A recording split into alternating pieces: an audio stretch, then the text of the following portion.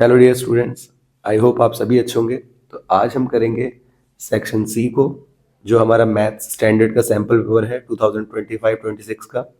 तो इस पूरे सेक्शन को अच्छे से देखिए, ये सभी क्वेश्चन बहुत इंपॉर्टेंट हैं, आगे आपके लिए काफ़ी हेल्पफुल रहने वाले हैं। स्टार्ट करते हैं पहले क्वेश्चन से, जो कि हमारा है 26। In figure x y and x dash y dash are two parallel tangents to a circle with center O and another tangent AB with point of contact C intersecting XY at A and X dash Y dash at B prove that angle AOB equal to 90 degree.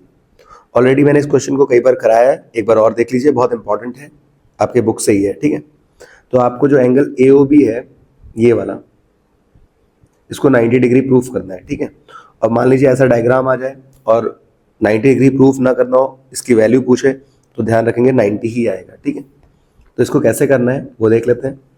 तो सबसे पहले आप question को समझिए, इसमें लिखा था x Y और एक्स डैश वाई डैश दो पैरेलल टेंजेंट्स हैं।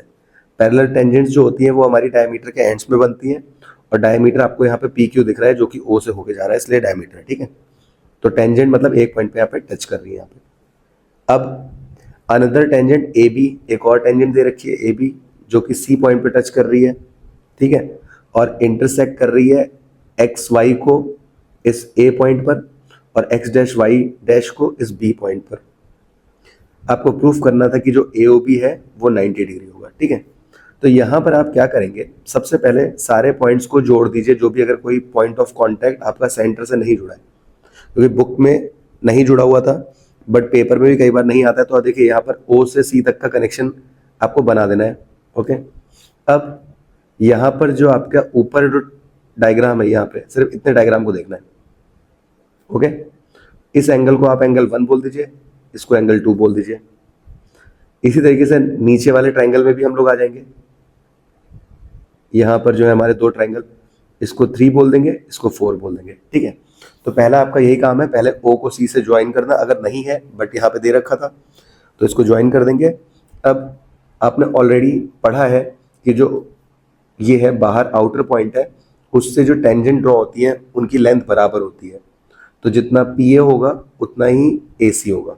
ठीक है, तो मैं इस डायग्राम को दोबारा दिखा देता हूँ, सिर्फ ऊपर वाले डायग्राम को देखिएगा। यहाँ पर ये आउटर पॉइंट ए है, ये पी है, ये सी था और ये सेंटर ओ था। यहाँ पे एंगल 1 है और यहाँ एंगल 2 है, यहाँ देख सकते हैं आप। ठीक है, ये आउटर पॉइंट ओ है, तो हम यहाँ पे दोनों ट्रायंगल ले लेंगे। In triangle A O P, ये वाला triangle, and triangle A O C. Okay, congruent करने जा रहे हैं हम लोग। तो हमें पता है कि आउटर पॉइंट से जो टेंजेंट होती है बराबर होती है, तो पी ए या ए पी की वैल्यू बराबर होगी ए सी की वैल्यू के। रीजन बता देंगे, tangent from external point. Okay, next point हमें बताना है, तो नेक्स्ट पॉइंट हो जाएगा जो हमारे रेडियस होते हैं, एक ही सर्कल के सारे रेडियस आपस में बराबर होते हैं। तो ओ सेंटर था, ओ से पी तक डिस्टेंस और ओ से सी तक की डिस्टेंस बराबर होगी, तो O P equal to O C. Reason है रेडियाई ऑफ सेम सर्कल। ठीक है, तो मैंने रेडियाई लिख दिया, शॉर्ट में देख लीजिएगा।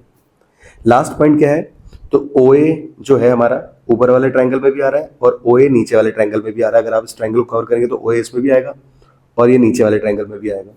तो ओ ए जो है या ए ओ बोलेंगे हम, तो वो आपका क्या हो जाएगा, कॉमन हो जाएगा। ओके, अब ये भी साइड है, ये भी साइड है, ये भी साइड है, तो by side side side triangle A O P congruent आ चुका है ट्रायंगल ए ओ सी के।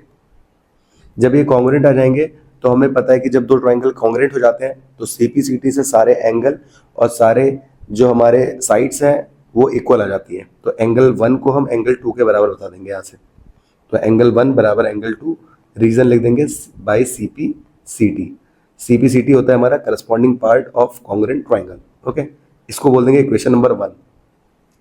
अब जो काम हमने ऊपर किया है वही काम हमने नीचे वाले ट्रायंगल्स में भी करना है। ठीक है, जो नीचे हमारे ट्रायंगल दिख रहे हैं आप यहाँ से देख सकते हैं, जो हमारा था ओ, इधर था क्यू, इस साइड था। मैं सिर्फ उतने पार्ट को दिखा रहा हूँ जिससे आप समझ जाए। यहाँ सी था और यहाँ बी था, तो B as a outer point था, आप देख सकते हैं, और ये बीच में एक लाइन थी कॉमन। यहाँ पे भी हम यही सब काम करेंगे। एंगल हमें दे रखा है ये था, ये 4 था, ठीक है। तो ये दोनों भी कॉन्ग्रुएंट आ जाएंगे साइड से, ओके। इसके अलावा आप एक और क्राइटेरिया भी लगा सकते हैं। अगर मैं यहाँ पे 90 बता दूँ तो आप यहाँ पे राइट हाइपोटेनस साइड से भी कर सकते हैं दोस्तों, बिकॉज हमें पता है कि जहाँ टेंजेंट और रेडियस मिलते हैं वहाँ पर एंगल 90 का भी बनता है, ठीक है। तो आप यहाँ पे 90 भी बना के इसको सॉल्व कर सकते हैं, बट मैंने जो पहला क्राइटेरिया लगाया वही लगा देता हूँ। तो बाय, फिर से हम लिख देते हैं सिमिलरली। सारे स्टेप दोबारा नहीं दिखाने, आपने पहले दिखा रखे हैं, सिमिलरली लिख देना आपने। सिमिलरली आपका ट्राइंगल जो है यहाँ पे BOC कॉन्ग्रुएंट आ जाएगा ट्राइंगल BOQ के, ओके। ऊपर वाला ट्राइंगल इसके आ जाएगा, जैसे यहाँ सारे स्टेप किए गए। फिर बाय CPCT यहाँ पे एंगल 3 बराबर आ जाएगा एंगल 4 के, ये हो जाएगा इक्वेशन नंबर 2। तो ये स्टेप आपको करने हैं, इसमें आपको 1 मार्क्स मिल जाएगा, अगले वाले में यहाँ पे आपको 1 या 1/2 मार्क्स मिल जाएंगे, ठीक है। अब लास्ट स्टेप क्या होगा, देखिए आपको कवर क्या करना है। आपको बेसिकली, मैं इस डायग्राम को यहाँ मिटा देता हूँ थोड़ा सा, बस एंगल दिखा देता हूँ। 1 यहाँ 2 था, यहाँ 3 था, यहाँ 4 था। तो आपको चाहिए ये वाला एंगल, क्योंकि AOB में 2 और 3 कवर हो रहा है। अब 2 और 3 को आप डायरेक्ट तो ले नहीं सकते, बट अगर आप POQ को एक साथ देखें, PO और Q को देखें, तो ये एक लाइन है, और लाइन पर जो आपके ये एंगल आ रहे हैं इस तरीके से, एक एंगल यहाँ आ रहा है, यहाँ आ रहा है, यहाँ आ रहा है। तो 1 आ रहा है, 2 आ रहा है, 3 आ रहा है, 4 आ रहा है। तो लाइन पर बनता है हमारा लीनियर पेयर। तो हम यहाँ पर ये जो लास्ट स्टेप है यहाँ पे लिख देंगे angle 1 plus angle 2 plus angle 3 और एंगल 4, इन सब का सम 180। रीजन क्या है, क्योंकि POQ क्या है, इज अ लाइन, और लाइन पर हम लगा देंगे लीनियर पेयर। मैं इसको यहाँ पर रब कर दे रहा हूँ, आप समझ गए होंगे स्टेप, ठीक है। अब नाउ हमें जो एंगल चाहिए हम उनको रखेंगे, जो नहीं चाहिए उनको हटा देंगे। तो हमें सिर्फ चाहिए था 2 और 3, क्योंकि AOB में 2 और 3 कवर हो रहा है, तो इनको रखा जाएगा। 1 और 4 को हटाना है, तो 1 रिप्लेस होगा 2 से, तो 1 को रिप्लेस कर देंगे 2 से, 2 फिर प्लस 2, और 4 को रिप्लेस करेंगे 3 से, तो 4 को रिप्लेस कर देंगे 3 से, इक्वल में 180 है। और रिप्लेस कैसे हुआ, तो आप ब्रैकेट में लिखेंगे फ्रॉम इक्वेशन 1 एंड 2 से, ठीक है। वहाँ का हमने यूज कर लिया। अब 2 + 2 होता है हमारा 2 × 2, और 3 + 3 होता है हमारा 2 × 3, क्योंकि ये भी 2 बार है ना, इक्वल टू 180। दोनों के पास 2 कॉमन है, तो 2 को कॉमन ले लेंगे, अंदर बचेगा एंगल 2 एंगल 3 बराबर 180। मल्टीप्लाई का 2 चला जाएगा डिवाइड में, तो एंगल 2 प्लस एंगल 3 बराबर हो जाएगा 180/2, 2 से कैंसिल हो जाएगा 90 टाइम्स। नाउ एंगल 2 और 3 अभी बताया था हमने, एंगल 2 और 3 मिलके ही AOB बना रहे हैं, तो आपका हो जाएगा AOB की वैल्यू आ जाएगी 90 डिग्री, और यही हमें प्रूफ करना था, ठीक है। काफ़ी इजी है, मैंने पहले भी बता रखा है। अगर आपने पहले भी देखा है तो अच्छी बात है, नहीं देखा तो आपको बस ध्यान रखना है कि जस्ट आपने लाइन को ज्वाइन करना है, ये वाली अगर नहीं ज्वाइन है इसमें दे रखा है, फिर यहाँ पे एंगल 1 बोलना है, एंगल 2 बोलना है, एंगल 3 बोलना है, एंगल 4 बोलना है, ऊपर वाले इन दोनों ट्राइंगल को कॉन्ग्रुएंट करना है। क्राइटेरिया है आपके साइड, या फिर RHS से भी हो जाएगा, क्योंकि यहाँ 90 बनता है। और फिर नीचे वाले में भी सिमिलरली लिख के, यहाँ पे 90 आता है, यहाँ पे 90 आता है, RHS या SSS से हो जाएगा।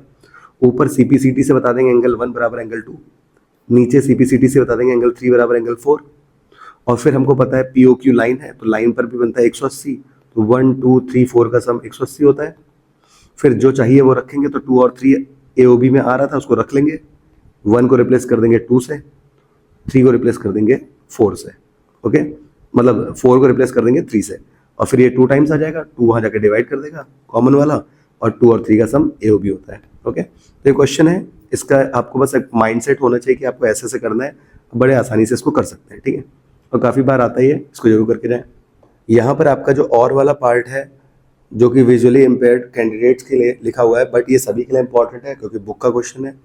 ये कैसे करना है, तो देखिए इसमें पहले आप पढ़ लीजिए, इसमें क्या लिखा है, 2 tangents PA and PB are drawn to a circle with centre O from external point P, prove that angle APB बराबर 2 टाइम्स एंगल OAP। इस क्वेश्चन को कैसे करना है, उसके लिए आप पहले इसका डायग्राम बना लीजिए, ठीक है। तो एक सर्कल दिया है, मैंने वो सर्कल बना दिया है जिसका सेंटर है O, एक्सटर्नल पॉइंट दे रखा है आपको P, वहाँ से 2 टेंजेंट खींच रही हैं, तो टेंजेंट हमारी यहाँ पर एक हो गई PA और एक हो जाएगी PB, ओके। अब आपसे आगे क्या बोला है कि जो हमारा एंगल है APB, तो पी बी, मतलब ये वाला एंगल कवर हो रहा है, तो ए पी बी की जो वैल्यू है वो 2 टाइम्स होगी एंगल ओ ए बी के। तो ओ ए बी मतलब ऐसे जा रहा है, ओ ए बी इस वाले एंगल के। ओके, अगर आप ए पी बी और ओ ए बी को ये नहीं लिखना है बार बार या कंफ्यूजन होती है, तो आप इनका कोई नाम रख लिया करिए, 1 2 एक्स वाई कुछ भी, ठीक है। इससे क्या होता है, आसान होता है, और लास्ट में इसको रिप्लेस कर दीजिए। तो मैं इसको बोल देता हूँ एक्स, इसको बोल देता हूँ वाई, ठीक है। तो बेसिकली मुझे ये प्रूफ करना है कि जो x है वो 2 टाइम्स y के बराबर होगा, क्योंकि मैं इसकी जगह पे मैंने y माना है, इसकी जगह पे x माना है। ओके, इससे आपको थोड़ा देखने में सही लगेगा। अब क्या करना है, सबसे पहला काम, सबसे पहला तो आपको काम करना है, यहाँ ज्वाइन कर देना है इस OB को। ओके, अब हमें पता है कि जो OA होता है वो OB के बराबर होता है, क्योंकि ये रेडियाई हैं सेम सर्कल के। अब ये दोनों बराबर हैं, तो हमारा जो किसी भी ट्राइंगल में अगर दो साइड बराबर हैं, ठीक है, तो उसके अपोजिट एंगल बराबर होते हैं, आइसोस्केलेस ट्राइंगल बन जाता है। तो अगर यहाँ y माना है तो ये नीचे वाला भी पार्ट y होगा, तो इस पार्ट को भी हम y बोल देंगे। ओके, आई होप इतनी बात क्लियर हुई होगी। तो हम नीचे वाले एंगल को भी y बोल देंगे। तो आप यहाँ बता देंगे जो एंगल ओ ए बी है वो बराबर हो जाएगा एंगल ओ बी ए के, और दोनों का नाम क्या हो जाएगा, angle y। Okay, next thing क्या है, हमें एक और थ्योरम पता है कि जो सर्कल होता है उस पर जो टेंजेंट होती है और जो रेडियस होता है उनके बीच में 90 का एंगल बनता है। रीज़न क्या है, थ्योरम 10.1, ठीक है। तो यहाँ पर आपकी टेंजेंट जो है, जो आपको यहाँ पे टेंजेंट दिख रही है ये वाली, ये जो पी ए है और जो ये आपका रेडियस है, इनके बीच में ये पूरा एंगल ये 90 डिग्री होगा, ठीक है। पूरा एंगल 90 डिग्री होगा, समझ गए होंगे आप लोग। बट अगर हम बात करें सिर्फ इतने एंगल की, ये कैसे निकलेगा, तो ये निकलेगा अगर हम 90 में से, ये वाले की बात करें, 90 में से माइनस कर दें इस y वाले पार्ट को, तो इतना पार्ट आ जाएगा, सिर्फ इतना पार्ट। ओके, ध्यान रहे सिर्फ इतने पार्ट की बात कर रहा हूँ मैं। ओके, कैसे आया समझ गए, टोटल 90 है, इतना पार्ट y है, यहाँ से जो लाइन गई थी यहाँ पे y है, पूरा 90 है, हमें सिर्फ इतने पार्ट की बात करनी है, तो कॉमन सी बात है 90 में से y को माइनस कर देंगे, ये आ जाएगा। ओके, आप खुद से देख के समझ सकते हैं। अब अगर ये 90 माइनस वाई आया है तो यहाँ पर भी तो 90 बनेगा टोटल, तो सिर्फ इतने पार्ट की अगर बात करूँ तो ये भी कितना होगा, 90 माइनस वाई। बस सारा काम यही है इस क्वेश्चन का। इसके बाद ये क्वेश्चन खत्म हो चुका है, ठीक है। और बहुत आसानी से आप इसको कर सकते हैं, ये कोई बहुत ज़्यादा हार्ड चीज़ें नहीं है, बस आपको समझनी है। ओके, तो अब बस आपको देख लेना है कि आपका जो ट्राइंगल फाइनली आया है वो कुछ इस तरीके से दिखाई देगा। एक साइड है P, यहाँ है A, यहाँ है B। मैं सिर्फ इस ट्राइंगल की बात कर रहा हूँ, ये जो नीचे की तरफ ऐसे करके बनना है, ठीक है। अब हम मेन एंगल की बात करते हैं। यहाँ मैंने x बोला, ये पार्ट आ गया है 90 माइनस वाई, और ये भी आ गया है 90 माइनस वाई। अब तीन एंगल का सम कितना होता है, तो हम पहले लिख देंगे इन ट्राइंगल पी ए बी या ए पी बी, जैसा भी लिखना चाहे, तीन angle x plus 90 minus y plus 90 minus y, सबका सम होता है 180, ठीक है। तो angle sum property of triangle. Okay, interior angle का सम जो होता है हमारा ये होता है। अब 90 और 90 ये होता है आपका 180, क्योंकि प्लस के हैं तो ऐड हो जाएंगे। ओके, और माइनस का y और माइनस का y ऐड होके माइनस का 2y हो जाएगा। कट नहीं करना, माइनस माइनस प्लस होता है, ठीक है, साइन माइनस का आता है। अब प्लस का 180 इधर जाके माइनस 80 होगा, 180 होगा, तो ये दोनों कैंसिल ही हो जाना है। तो ये आ गया x minus 2y equal to 0, क्योंकि वो कैंसिल होकर 0 हो जाएगा। माइनस 2y इधर जाके हो जाएगा प्लस का 2y। ओके, ये हमारा आंसर आ चुका है। बस इसको इसके ओरिजिनल नेम से लिख देते हैं। हमने x को क्या नाम दिया था, तो ये हमारा जो x था हमारा APB था, तो हम लिख देंगे APB। और y जो है हमारा वो ये वाला पार्ट था, अगर ये बोला तो ये, नीचे वाला बोलता है तो नीचे, तो ये हो जाएगा OAB, एंगल OAB। और ये इसका प्रूफ है। ऑलरेडी मैंने इसको भी कराया है पहले, बट आप इसको देख लीजिए, आप अभी देख रहे हैं तो ये था हमारा फर्स्ट क्वेश्चन। आई होप ये क्लियर हुआ होगा, बहुत ज़्यादा इंपॉर्टेंट है दोनों पार्ट, आप इसको कर लीजिए। ओके, ये एग्जाम्पल है आपकी बुक का। नेक्स्ट क्वेश्चन पे आते हैं, क्वेश्चन नंबर 27 को देखते हैं। इसमें लिखा है, in a workshop the number of teachers of English, Hindi, science are 36, 60 and 84 respectively. Find the minimum number of rooms required if in each room the same number of teachers are to be seated and all of them being of same subject. हमारे पास यहाँ पर English के teacher हैं, हिंदी के teacher हैं और science के teacher हैं। वर्कशॉप की बात करी गई है। यहाँ 36 इंग्लिश के हैं, 60 हिंदी के हैं और 84 साइंस के हैं। इनको बिठाने के लिए रूम में क्या करना है, बैठाना है। अब कंडीशन क्या है, हमें बताना है कि सेम नंबर ऑफ टीचर बैठने चाहिए रूम्स में और वो सेम सब्जेक्ट के होने चाहिए। ओके, तो सेम नंबर ऑफ टीचर होने चाहिए और सेम सब्जेक्ट के होने चाहिए। अब ये क्वेश्चन में आपको निकालना क्या है, तो जब भी आपको कहे, जब भी ज़्यादा चीज़ों को कम में कन्वर्ट करो, देखो एक सिंपल सी बात है, कई बार बच्चे इसकी लैंग्वेज नहीं समझ पाते। रूम्स कॉमन बात है कि टीचर तो ज़्यादा टीचर्स कम में कन्वर्ट हो रहे हैं ना, ज़्यादा टीचर्स को हम रूम में बैठा रहे हैं, तो रूम एक बड़ा पार्ट है जिसके अंदर ये टीचर आएंगे, तो ये कम चाहिए होंगे रूम्स। ठीक है, तो छोटे आंसर आपको होते हैं एचसीएफ में निकाले जाते हैं। किस में निकाले जाते हैं? एचसीएफ में। जैसे कि स्कूल के बच्चे हैं बहुत सारे, अगर इनसे हम लाइन बनवाएंगे तो लाइन्स कम बनेगी ना। बच्चे अगर 500 हैं, हमें 10 10 15 15 बच्चे होने चाहिए, तो हम उसकी लाइन बनवाएंगे। एक लाइन में इतने बच्चे होंगे तो वो क्या होगा, लाइन्स कम होंगी। तो यहाँ पर एचसीएफ निकाला जाता है। ओके, और एलसीएम कब निकाला जाता है? जब आपका आंसर बढ़ रहा होगा। जैसे टुगेदर एक साथ कब मिलेंगे, कोई भी 3 बेल हैं एक साथ कब बजती हैं। ओके, ऐसे क्वेश्चंस में आपके क्या होता है, एलसीएम निकालते हैं। तो यहाँ पर सेम नंबर में लगाना है। ठीक है, तो सेम नंबर में लगाना है। रूम्स की बात कही गई है, कॉमन सेंस लगा के आप समझ सकते हैं कि एचसीएफ चाहिए। ठीक है, अगर हम बहुत ज़्यादा डीप में बात ना करें तो पहले तो आप इसका एचसीएफ निकाल दीजिए। तो 36 2 1 जा 2 8 जा 2 9 जा 3 3 जा 3 1 जा। 60 की बात करते हैं, तो 60 की अगर हम करेंगे तो 2 30 जा 2 1 जा, यहाँ 1 बचा, 2 5 जा 3 5 जा और 5 1 जा। और 84 को भी हम देख लेते हैं, 2 4 जा 2 2 जा 2 2 जा 2 1 जा 3 7 जा और 7 1 जा। अब कॉमन नंबर कौन कौन से हैं? तो यहाँ इसके पास भी 2 है, इसके पास भी 2 है, तो इसके पास भी 2 है, ये 2 आ गया बाहर। यहाँ भी 2 है, यहाँ भी 2 है, यहाँ भी 2 है, तो एक 2 और आ गया। 3 है, 3 है और 3 है। इसके बाद कुछ कॉमन नहीं आ रहा है, क्योंकि यहाँ 3 है बट औरों के पास नहीं है। यहाँ 5 है, उधर नहीं है, इधर ये। तो इनका मल्टीप्लाई कर लिया, 2 2 जा 4 4 3 जा 12, ये आ गया एचसीएफ। ठीक है, अब हमें यहाँ पर 36 टीचर बैठाने हैं और एक रूम में 12 टीचर आ सकते हैं। ठीक है, क्योंकि एचसीएफ 12 है, तो एक रूम में 12 आ सकते हैं। अगर वन रूम में 12 टीचर आएंगे तो 36 टीचर कितने रूम में आएंगे, हमें वो बताना है। तो हमें पता है कि 36 को हम डिवाइड कर देंगे 12 से, क्योंकि 12 12 बैठ रहे हैं, तो 12 से डिवाइड हुआ तो कितने आ गए, 3 रूम्स आ गए। ओके, ऐसे ही 60 टीचर्स को बैठाना है, ये भी 12 12 करके बैठेंगे क्योंकि बराबर बैठाने थे, तो ये आ जाएगा 5 रूम्स। और लास्ट 84 टीचर बैठाने थे, तो 84 टीचर को अगर हम 12 12 करके डिवाइड करें तो ये हो जाएगा 7 रूम्स। ओके, टोटल कितने रूम चाहिए, तो 3 रूम चाहिए हमें 36 टीचर को बैठाने के लिए, 5 रूम चाहिए हमें 60 टीचर्स को बैठाने के लिए, और 7 रूम चाहिए हमें यहाँ साइंस के टीचर्स के लिए। टोटल ऐड करते हैं तो 7 5 12 और 3 15 रूम की जरूरत पड़ेगी। ओके, तो ये हमारा आंसर हो चुका है।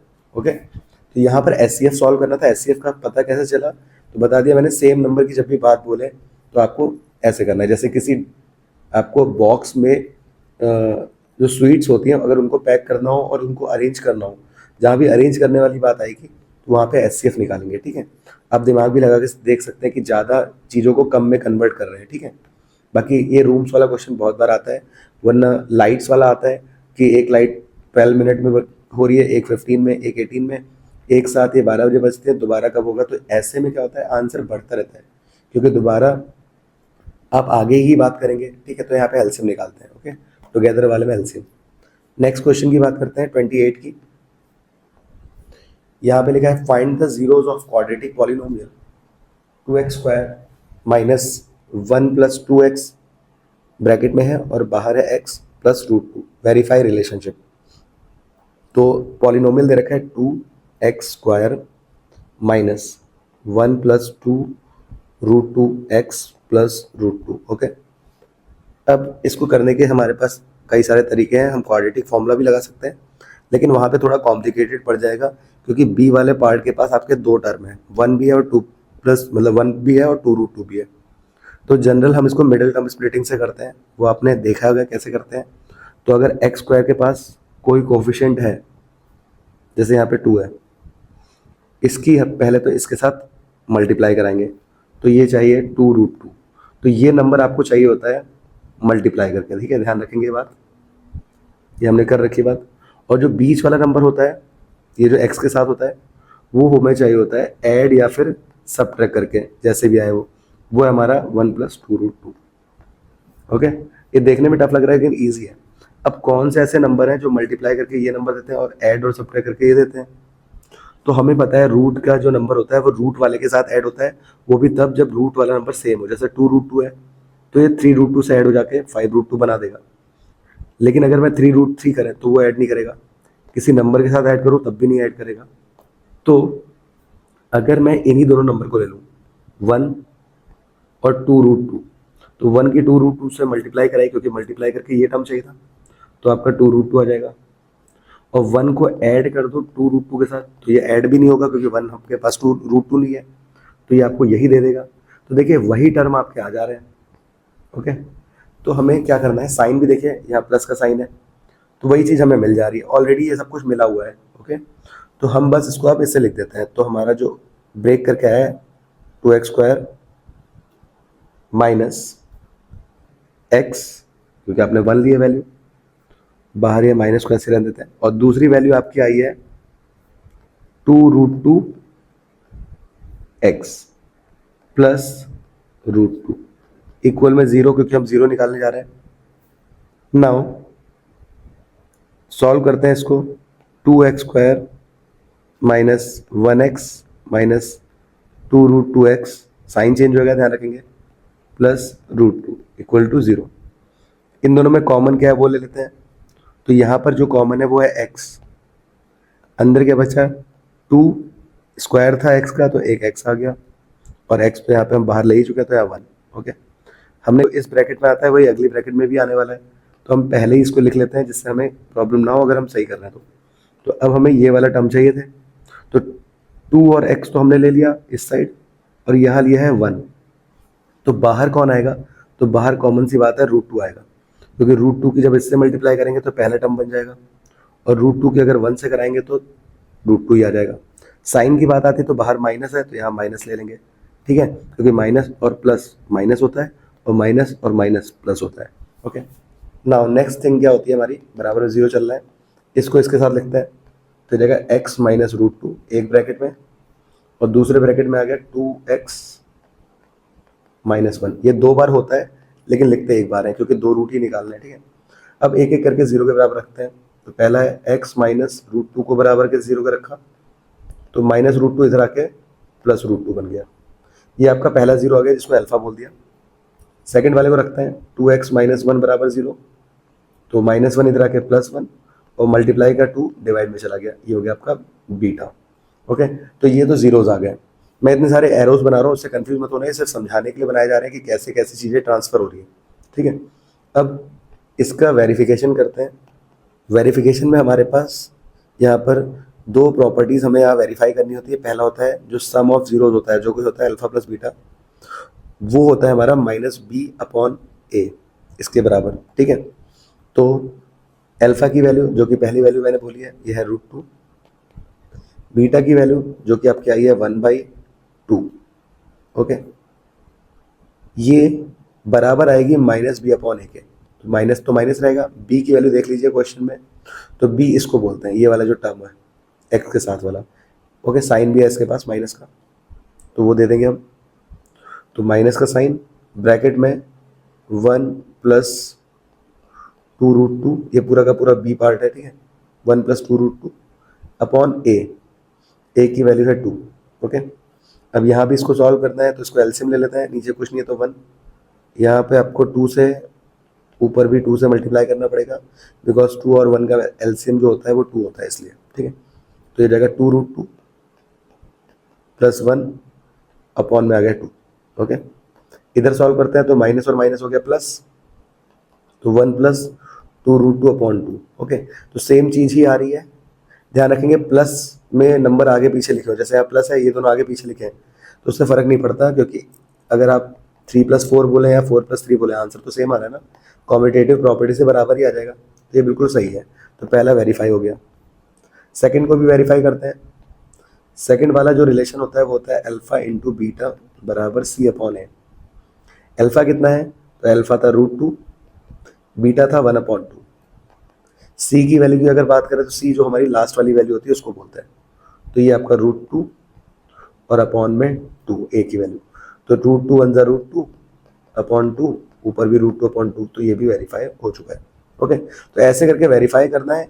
बाकी रही बात यहाँ मल्टीप्लाई और ऐड करके कैसे लाते हैं, ये कई बार हम बहुत बार डिस्कस कर चुके हैं, ये चैप्टर में मैंने आपको करा दिया है। आप इसके एक्सप्लेनेशन पे जाइए कि कैसे आप मिडिल टर्म स्प्लिटिंग यूज कर रहे हैं, आप देख सकते हैं वहाँ पे। ठीक है, 29 पे आते हैं। यहाँ पर आपके पास चॉइस होगी, तो पहला हम कर लेते हैं sine theta plus cos theta की वैल्यू दे रखी है √3। आपको वैल्यू निकालनी है इसकी, tan theta plus cot theta equal to 1, मतलब प्रूफ करना है। कैसे करेंगे, तो पहले हम इसको सिंप्लीफाई कर लेते हैं।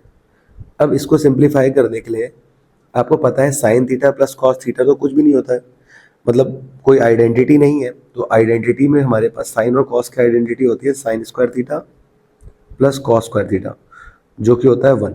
ओके, अब यहाँ स्क्वायर नहीं है, स्क्वायर बनाना है तो आप क्या कर लेंगे, स्क्वायरिंग। और रूल के अकॉर्डिंग आप एक साइड स्क्वायरिंग नहीं करते हैं, दोनों साइड करते हैं, तो आप लिख देंगे squaring on both side. Okay, both sides. और ऐसा कर क्यों रहे हैं, क्योंकि हमें ये आइडेंटिटी चाहिए, तभी हम उसको 1 को यूज़ कर पाएंगे। तो स्क्वायरिंग करेंगे तो sign theta plus cos theta, ध्यान रहे होल स्क्वायर बनेगा। कई बार क्या होता है, हम सिर्फ इनका स्क्वायर लगा देते हैं और आइडेंटिटी नहीं लगाते हैं, गलत हो जाएगा। यहाँ √3 का स्क्वायर। अब इसको ओपन करते हैं, a प्लस बी का होल स्क्वायर होता है a square plus b square, square यहाँ चला जाता है sine square theta plus cos square theta, plus 2a है आपका साइन थीटा और b है आपका कॉस थीटा। ठीक है, और रूट के नंबर का स्क्वायर करते हैं तो रूट हट जाता है, 3 आ गया। अब आइडेंटिटी में साइन स्क्वायर थीटा और कॉस स्क्वायर थीटा हमें पता है 1 होता है, तो इसको हम रिप्लेस करके लिख देंगे 1। ओके, तो हो जाएगा 1 plus 2 sine theta cos theta बराबर 3, प्लस का 1 इधर जाएगा तो ये बन जाएगा माइनस का 1, तो ये उधर जाके हो जाएगा माइनस का 1। 3 में से 1 गया तो आपका हो गया 2, मल्टीप्लाई का 2 डिवाइड में चला जाएगा, तो sine theta into cos theta बराबर 2/2, कट के 1 आ गया। तो आप यहाँ पर आपके पास एक रिलेशन आया, इसको सिंप्लीफाई करके साइन थीटा और कॉस थीटा की वैल्यू 1। ओके, क्योंकि 2 से 2 कैंसिल हुआ, 1 आ गया। इसको आप यूज़ करेंगे आगे, क्योंकि यहाँ पे आपको यहाँ पे यूज़ करना होगा। अब आपको प्रूफ क्या करना था, नाउ आपको जो प्रूफ करना था tan theta plus cot theta, उसको ले लेंगे। इक्वल में 1 प्रूफ करना है तो वो लेके नहीं चलेंगे, वो आपको दिखाना है। तो टेन थीटा कैसे रिप्लेस होता है पहले देख लेते हैं, जिससे हम साइन और कॉस को ला पाए यहाँ पे। तो टेन थीटा जो होता है हमारा, ये होता है हमारा sine theta upon cos theta.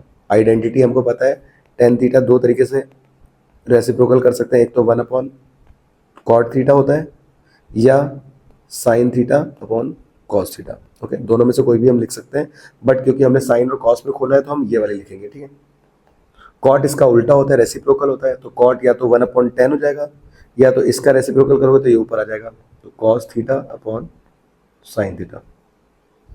अब एलसीएम लेते हैं। एलसीएम कैसे लेते हैं, तो इसके पास कॉस थीटा है, साइन थीटा के साथ नीचे और ऊपर मल्टीप्लाई कर देंगे।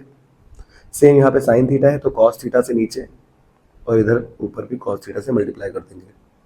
अब साइन थीटा और साइन थीटा हो जाएगा साइन स्क्वायर थीटा, मल्टीप्लाई हो रहा है, कॉस थीटा हो गया कॉस स्क्वायर थीटा, और नीचे दोनों का एलसीएम बन चुका है साइन थीटा कॉस थीटा। आगे पीछे लिखने से कोई दिक्कत नहीं है, प्लस और मल्टीप्लाई की आइडेंटिटी में नंबर आगे पीछे लिखे जा सकते हैं। ठीक है, क्योंकि ये कॉम्पिटेटिव प्रॉपर्टी को फॉलो करता है। नाउ आइडेंटिटी के according sign theta plus square theta plus cos square theta कितना होता है 1, और देखिए इसकी वैल्यू अभी हमने निकाली ऊपर 1, तो 1/1 है, 1 को 1 से काटोगे तो 1 ही आंसर आ जाएगा, और यही प्रूफ करना था, इसकी वैल्यू 1, तो इसकी वैल्यू 1 आ चुकी है। ठीक है, तो ये था इसका आंसर। सो आई होप ये क्लियर हुआ होगा। नेक्स्ट को देख लेते हैं, इसके जो और पार्ट है। ओके, अब 29 के हम और पार्ट को देखते हैं।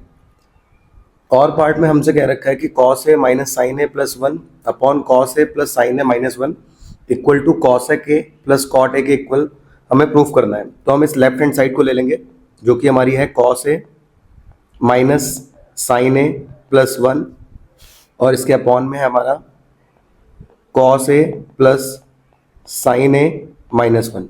ओके, तो हमने लेफ्ट हैंड साइड को ले लिया। अब यहाँ पर ध्यान से सुनिएगा, हमें एक तो कॉसेक ए टर्म चाहिए और एक चाहिए cot.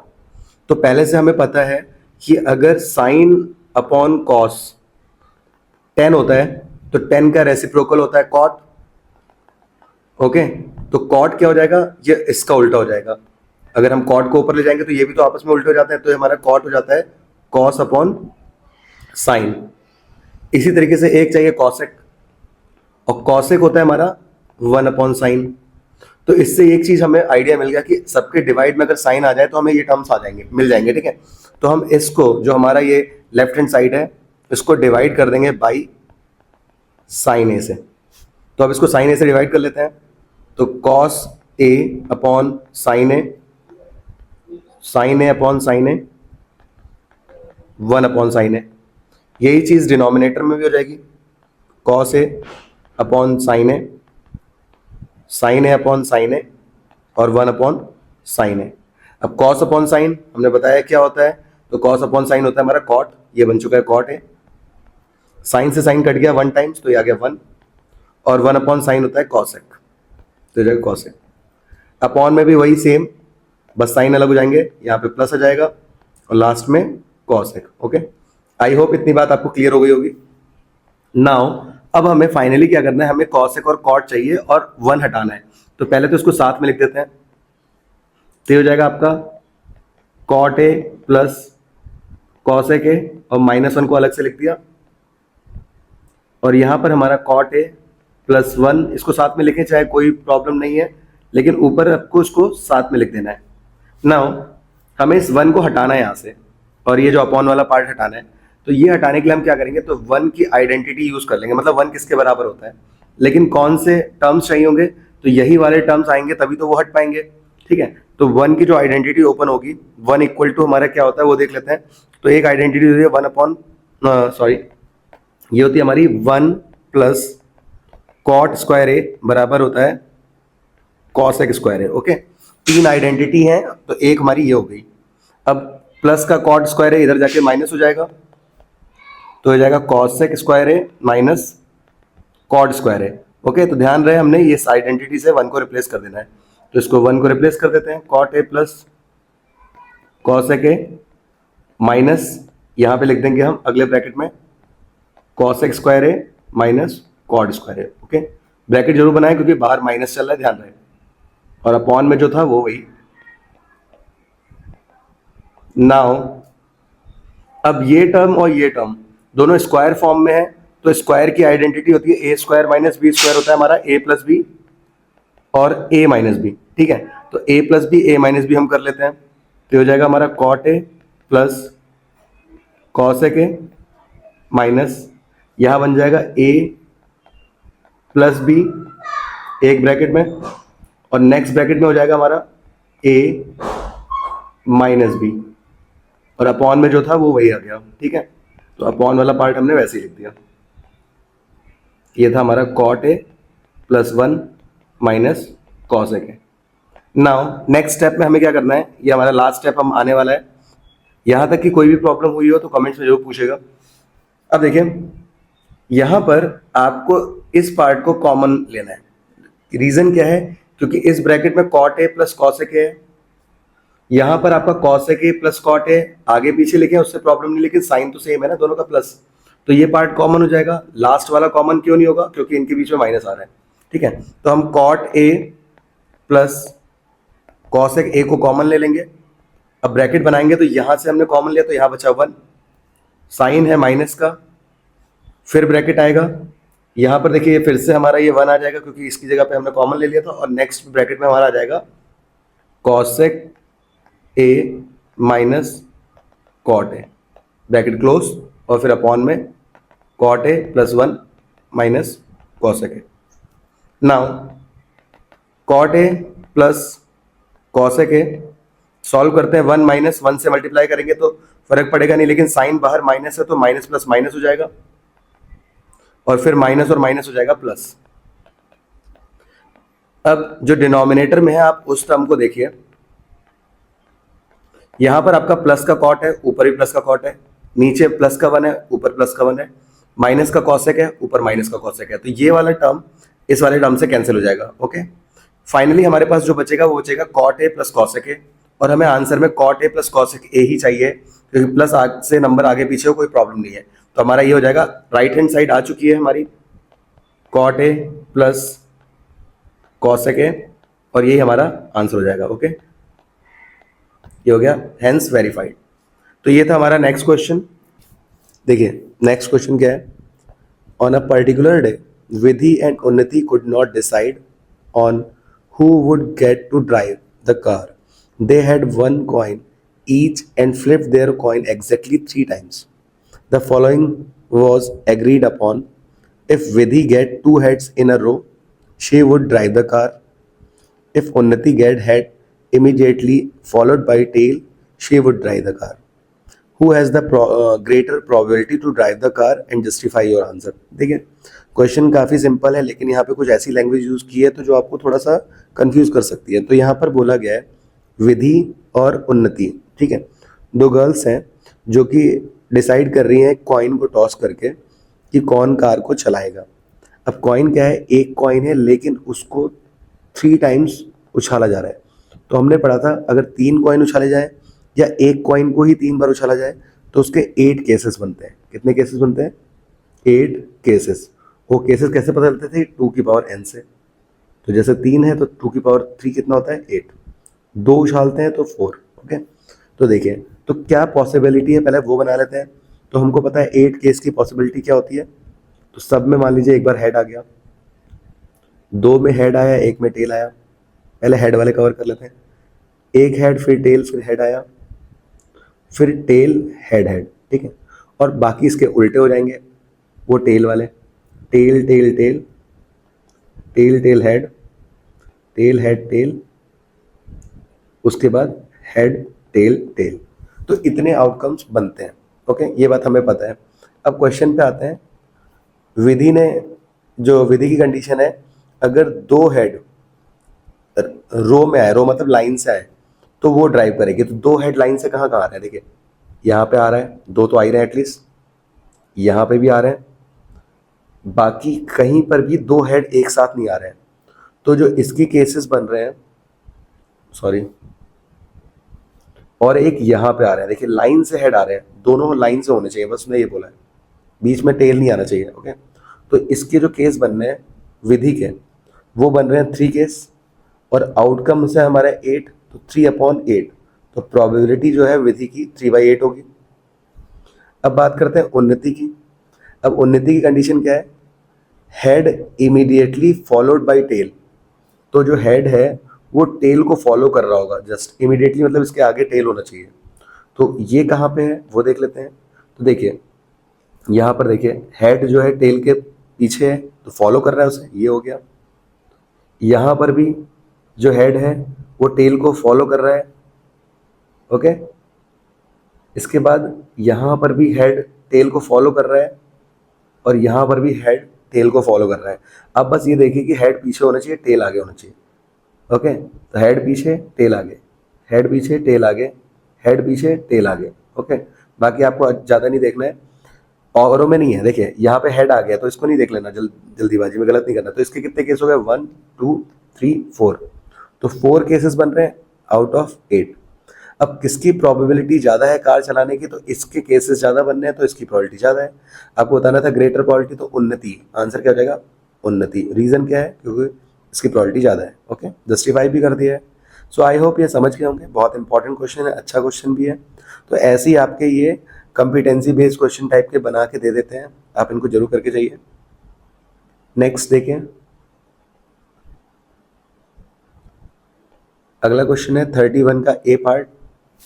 The monthly income of Aryan and Babban are in the ratio 3:4 and their monthly expenditure are 5:7. Each save 15,000 per month. Find their income. ठीक है, अब ये क्वेश्चन आएगा आपका 2 डिजिट नंबर का। तो आप इसको कैसे करेंगे? सॉरी, अब जब भी ये क्वेश्चन आएगा तो बहुत आसानी से आप इसको कर लेते हैं, हम इसको कर भी चुके हैं कई बार। इसमें आपको एक तो इनकम होगी, और एक दिया होगा एक्सपेंडिचर, मतलब कितना स्पेंड किया, ठीक है। अब जो इनकम होगी उसके फैक्टर को हम एक्स बोलेंगे और एक्सपेंड जो हो रहा है उसको हम बोलेंगे वाई, ओके, क्योंकि ये 2 वेरिएबल का क्वेश्चन है। अब जो इनकम है उनकी वो है 3:4, ठीक है। तो जो आर एन है उसकी इनकम को हम 3x बोल देंगे, ओके, और जो बबन है उसकी इनकम को हम बोल देंगे 4x, ठीक है, क्योंकि वो इस रेशियो में है और रेशियो हमेशा किसी कॉमन वेरिएबल के साथ लिखा जाएगा, तो वो आपका 3x और 4x हो गया।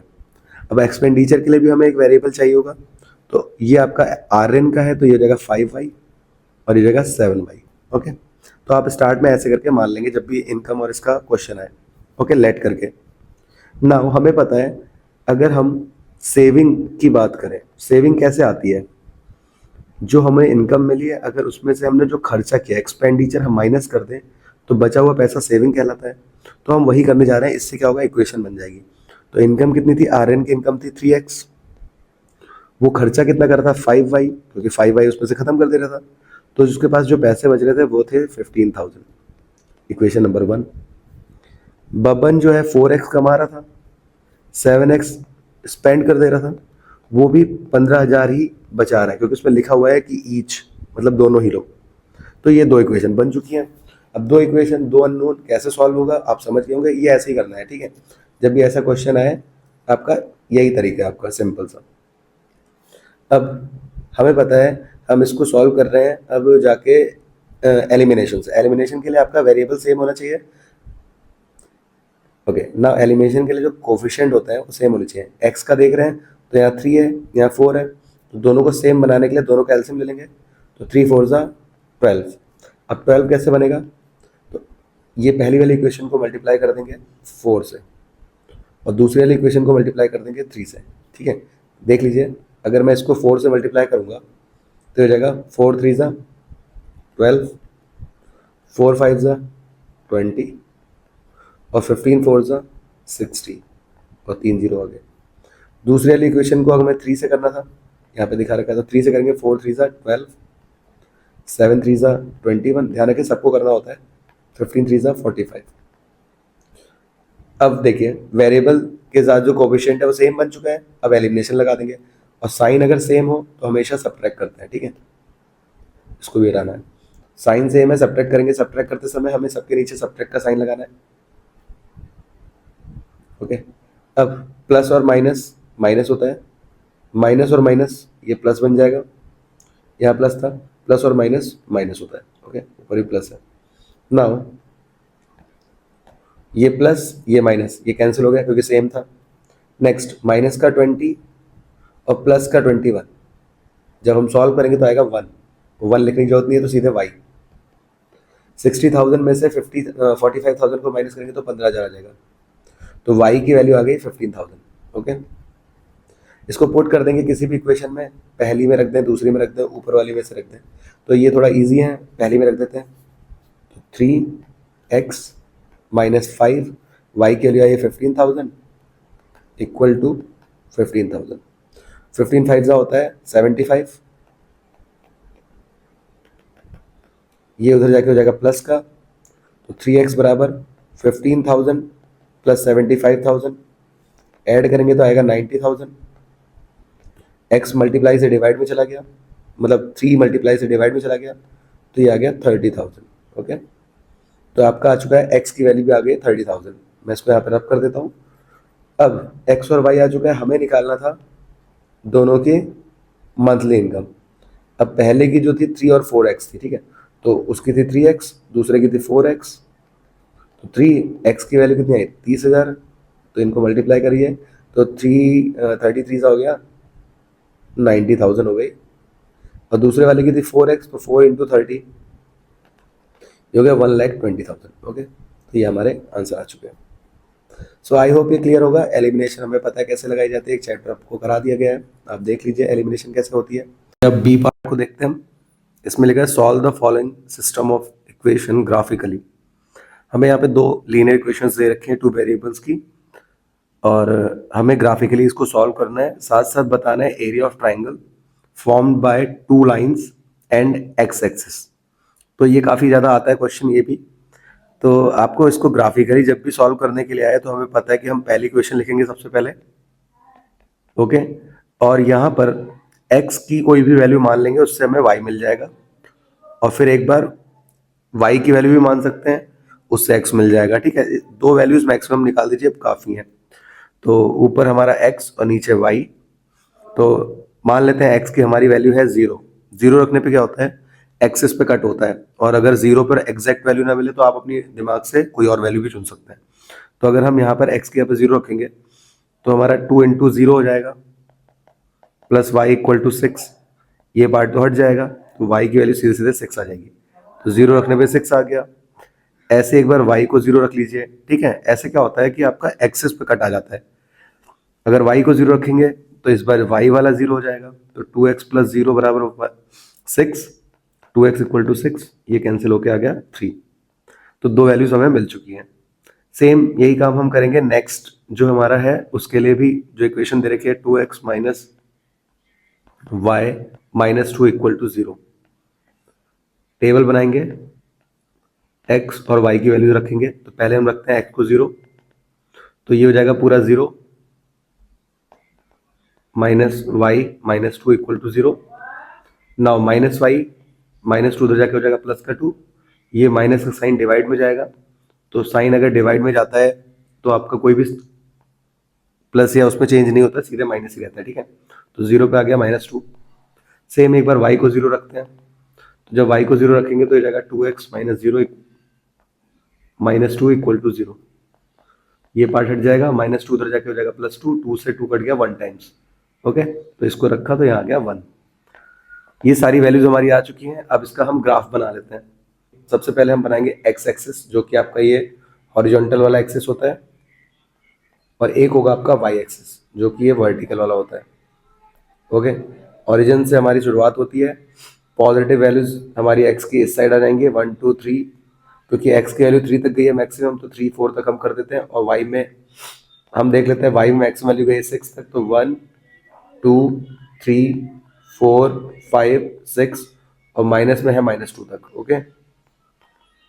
नाउ पहले पॉइंट को प्लॉट करते हैं, तो 0 पर 6, तो 0 पर 6 आपका यहाँ बनेगा।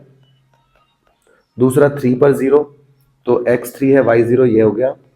अब आपको इसको एक लाइन से जोड़ देना है, तो ये आपकी लीनियर इक्वेशन पे आपको पता है लाइन बनती है, तो ये लाइन बन जाएगी, ठीक है। सेकंड को बना लेते हैं इसी तरीके से। 0 पर -2, तो x0 है, y -2 है, वो यहाँ पे आ जाएगा। फिर है 1 पर 0, तो 1 है x और दूसरा है 0, तो यहाँ पे आएगा। आप इसको जब जोड़ेंगे लाइन को, कुछ इस तरीके से आएगी, यहाँ से जाएगा तो ऐसे करके लाइन आ जाएगी, ठीक है। तो आप जब ग्राफ पेपर में बनाएंगे तो बिल्कुल एग्जैक्ट लाइन आएगी, ध्यान रहे इस चीज का। नाउ आपको बताना था कि जो ट्राइंगल है उसका एरिया जो कि फॉर्म हो रहा है इन दो लाइन से, साथ में एक्स एक्सिस से, ओके। तो देखिए, दो लाइन और एक्स एक्सिस से होने वाला जो ट्राइंगल है वो ये वाला है, क्योंकि यहाँ नीचे एक्स एक्सिस आ गया और ये दो लाइन यहाँ पे कट कर रही हैं, तो यहाँ से ट्राइंगल यही तो फॉर्म हो रहा है। ये वाला क्यों नहीं ले रहे हैं, क्योंकि उसमें वाई वाली लाइन आ जा रही है, दैट्स वाई इसको नहीं लेना। तो इसका हमें एरिया बताना है। तो एरिया के लिए हम देखेंगे बेस और हाइट को। तो बेस 1 से लेके 3 तक है, तो ये कितना होगा, कितने यूनिट, तो 1 और 2 का गैप है, तो ये 2 यूनिट इसका बेस हो गया। हाइट देखिए यहाँ पर, ये हाइट ये है, तो पैरेलल अगर हम डिस्टेंस देखें तो ये 2 यूनिट ये भी जा रही है ऊपर, तो ये इसका जो हाइट है वो भी 2 यूनिट हो गया, ओके। तो यहाँ पर जो एरिया का फॉर्मूला होता है 1/2 बेस इंटू हाइट, वो लगा देते हैं। तो 1/2 बेस भी 2 है और हाइट भी 2 है, 2 से 2 कट गया, तो आंसर आ गया 2 स्क्वायर यूनिट्स, ओके। तो ये हमारा आंसर हो चुका है। तो यहाँ पर ये था हमारा ग्राफ का क्वेश्चन, 2 वेरिएबल में लीनियर इक्वेशन का। ये काफी आता है, इसको देख लीजिए अच्छे से। नेक्स्ट क्वेश्चन है इसका, जिसमें लिखा है हमारा, ये आपका 5 year hence father's age will be 3 times the age of son. 5 year ago father age was 7 times age old age his son, find their present ages, okay. तो एजेस का क्वेश्चन है, काफी इंपॉर्टेंट है, इसको भी देख लेते हैं। सबसे पहले आप क्या करते हैं, प्रेजेंट एजेस मान लेते हैं, ठीक है। तो प्रेजेंट एज ही माननी चाहिए, ये मैंने करा रखे बहुत सारे। तो let present age of father x हो गया, और सन की एज को मान लेते हैं y. Now 5 year hence, hence का मतलब आपको पता है ये होता है फ्यूचर, और फ्यूचर क्या अगर नहीं पता चल रहा तो आगे विल लगा है, तो 5 साल बाद कॉमन सी बात है x अभी है, 5 साल बाद x प्लस 5 होगी। ओके, तो फादर की एज मतलब x प्लस 5, फादर का नाम पहला है तो ये आ गया, ठीक है, x प्लस 5। विल भी मतलब इक्वल टू 3 टाइम्स मतलब मल्टीप्लाई सन की एज का, सन की एज y थी तो 5 साल बाद उसकी भी y प्लस 5 हो जाएगी, क्योंकि दोनों की एज में हम ऐड करते हैं। नाउ इस ब्रैकेट को सॉल्व करते हैं, 3 को y से किया 3y, 3 को 5 से किया 3 5 15। ओके, अब यहाँ x बराबर हो गया 3y प्लस 15, प्लस का 5 उधर जाके हो जाएगा माइनस का 5, ये हो जाएगा आपका 10, equation number 1। Okay, now second वाली इक्वेशन में क्या रखा है, 5 ईयर एगो, 5 साल पहले, पहले एगो होता है, आगे देख लेंगे वॉज है मतलब पास्ट टेंस। 5 साल पहले 7 टाइम्स मतलब 7 गुना थी बेटे की एज की, तो बेटा था y माइनस 5, बिकॉज उसमें भी तो कम होगा, तो इसमें माइनस करेंगे, फ्यूचर में प्लस और पास्ट में माइनस। सॉल्व करते हैं, x minus 5 equal to 7y minus 35। अब यहाँ पर भी अगर हम इसको देखें तो 7y माइनस 35 के पास अगर हम इसको लेके जाएंगे तो ये प्लस का 5 हो जाएगा, तो जाएगा 7y माइनस प्लस माइनस होता है, साइन हमेशा बड़े का आता है तो बड़ा है माइनस 35, तो यहाँ माइनस का साइन। ओके, नाउ अब यहाँ से आप इक्वेशन 1 और 2 की वैल्यू को कंपेयर कर दीजिए, क्योंकि ये भी x है ये भी x है, या यहाँ पे रख दें x की वैल्यू तब भी आपको सॉल्व हो जाएगा। ठीक है, मैं इसको एलिमिनेशन से भी कर सकता था, बट मैं इसको ऐसे कर दे रहा हूँ सब्स्टिट्यूशन से। तो यहाँ पुट कर देते हैं, पुट इक्वेशन 1 इन 2, तो जहाँ x दिख रहा है वहाँ पुट कर दीजिए वैल्यू, ये थी 3y प्लस 10, इसकी जगह पे रख दिया, और यहाँ 7y माइनस 30। ओके, y को y के पास लाइए, 10 नंबर को नंबर के पास, तो 3y के पास प्लस का 7y आया, माइनस का 7y हो गया, और प्लस का 10 उतरा गया तो इधर माइनस का 10, तो 7 में से 3 गया 4, माइनस का साइन, माइनस 30 माइनस 10 हो गया माइनस 40, कैंसिल हो गया, माइनस से माइनस 4 से कट गया ये 10 टाइम्स, तो y की वैल्यू आ चुकी है 10 ईयर्स। y की वैल्यू 10 आ गई है, इसको यहाँ पे रख दीजिए, x आ जाएगा, तो x बराबर 7 इंटू 10 माइनस 30, 70 माइनस 30, 70 माइनस 30 होता है हमारा 40, तो ये दूसरी एज आ गई 40 ईयर्स। ठीक है, तो इस तरीके से इसको करना था। तो ये था सेक्शन सी, आई होप आपको समझ में आया होगा। आप बस इसको सॉल्व करिए, अपने आंसर्स चेक करिए और इसकी प्रैक्टिस करके जाइए अच्छे से। मिलते हैं नेक्स्ट वीडियो में और नेक्स्ट सेक्शन के साथ, तब तक के लिए take care and bye bye and all the best.